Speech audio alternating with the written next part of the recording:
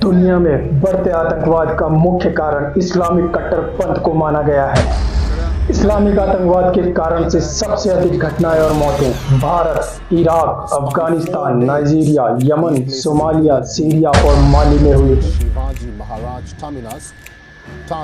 Global terrorism index 2016 के अनुसार 2015 में इस्लामिक आतंकवाद से सभी मौतों के 74% के लिए इस्लामिक चरमपंथी समूह उत्तरदायी थे।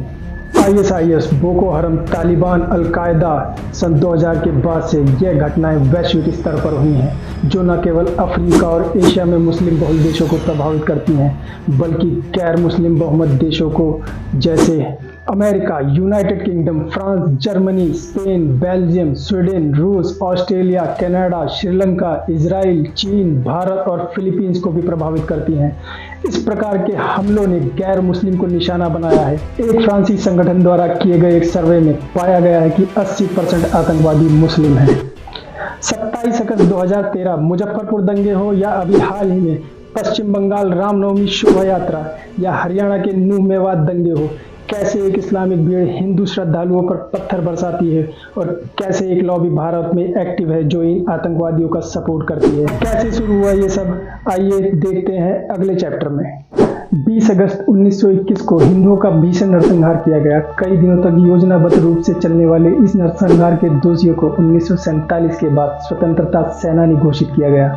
यह घोर आश्चर्य का विषय है। इसमें से किसी ने भी अंग्रेजों के विरोध में नारे नहीं लगाए, केवल अल्लाह अकबर के नारे लगाते हुए जिहादी उन्माद के साथ हिंदुओं का नरसंहार करने वाले स्वतंत्रता सेनानी कैसे हो सकते हैं। मौजूदा केंद्र सरकार ने ICHR की एक समिति की सिफारिश पर इनके नामों को स्वतंत्रता सेनानियों की सूची से हटाकर इतिहास के साथ तो न्याय किया ही है, एक षड्यंत्र का भी पर्दाफाश किया है। समाज के सामने यह विषय अवश्य लाना चाहिए कि कैसे मुस्लिम वोट बैंक का निर्माण करने के लिए हिंदुओं के हत्यारों का महिमा मंडन किया गया। 15 अगस्त को संपूर्ण भारत स्वतंत्रता का अमृत महोत्सव मना रहा था। तभी अफगानिस्तान में तालिबान के अत्याचारों से वहां की जनता त्रस्त हो रही थी। चारों तरफ गोलियों की तड़तड़ाहट। गैर मुस्लिम तो क्या, मुस्लिम समाज का एक वर्ग भी यह अनुभव कर रहा था कि अब तालिबान के कारण अफगानिस्तान में कोई सभ्य समाज नहीं रह सकता। चारों तरफ भगदड़ मच गई थी।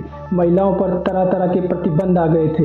यह स्पष्ट हो गया था, कभी सभ्यता का केंद्र रहे अफगानिस्तान में अब सभ्यता के नामो निशान नहीं रह जाएंगे। वास्तव में तालिबान किसी संगठन का नाम नहीं, यह एक मानसिकता का नाम है जो गैर मुस्लिम के अस्तित्व को स्वीकार नहीं कर सकती और उनकी बहन बेटियों को अपनी वासना पूर्ति का माध्यम समझती है। उनके मंदिर तथा मूर्तियों को तोड़ना अपना कर्तव्य समझती है। भारत ने तालिबानी सोच की पीड़ा को कई बार सहा है। केरला में मोपलाओं के द्वारा हिंदुओं का भीषण नरसंहार इसी तालिबान सोच के कारण हुआ था। एक अनुमान के अनुसार 25,000 से अधिक हिंदुओं की निर्मम हत्या की गई थी। हजारों महिलाओं का शील भंग हुआ था। गर्भवती महिलाओं के पेट फाड़ दिए गए थे। सैकड़ों मंदिर तोड़ दिए गए थे। जान माल के नुकसान का कोई अनुमान नहीं लगाया जा सकता। दुर्भाग्य से हिंदुओं के इस भीषण नरसंहार को ढकने के लिए कई प्रकार के नाम दिए गए। कुछ लोगों ने कहा कि खिलाफत आंदोलन की असफलता से मुस्लिम समाज में उपजा हुआ यह आक्रोश था। खिलाफत हटाई थी अंग्रेजों ने, उन्होंने ही इसको पुनः स्थापित नहीं किया। अगर दोषी थे तो अंग्रेज थे, फिर हिंदुओं के ऊपर यह अत्याचार क्यों किए गए। कुछ लोग इसको मोपला विद्रोह भी कहते हैं। उनका कहना है वहाँ जमींदार मुस्लिम मजदूरों का शोषण करते थे, इसलिए उनके विरोध में वहाँ के मुस्लिम समाज का यह आक्रोश था।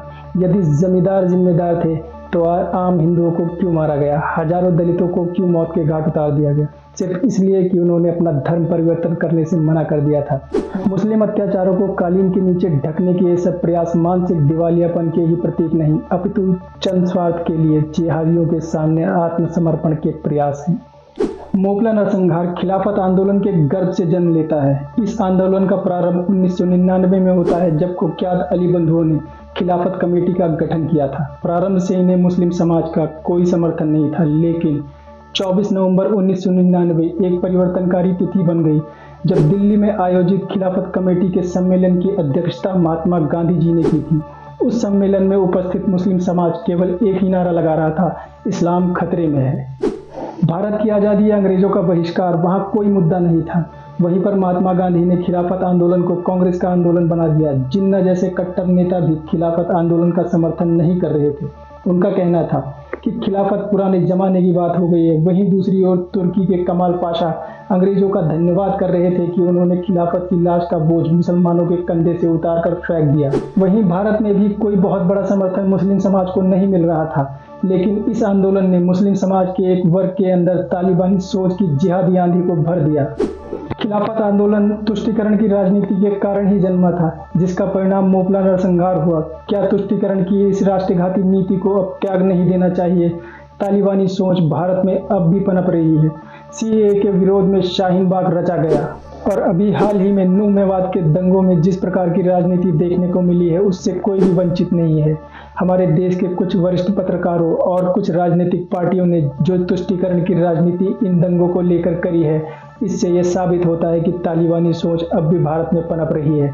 इसका समाधान सिर्फ एक ही है कि जितना हो सके देश में इन सब चीज़ों को लेकर जागरूकता फैलाई जाए, ताकि इतिहास को देखकर हम अपनी गलतियों को सुधार सकें और दोबारा ऐसी गलती करने से बचें। तो दोस्तों, वीडियो अच्छी लगे तो लाइक जरूर करें और चैनल को सब्सक्राइब करें। मिलते हैं अगली वीडियो में, तब तक के लिए जय हिंद, जय भारत।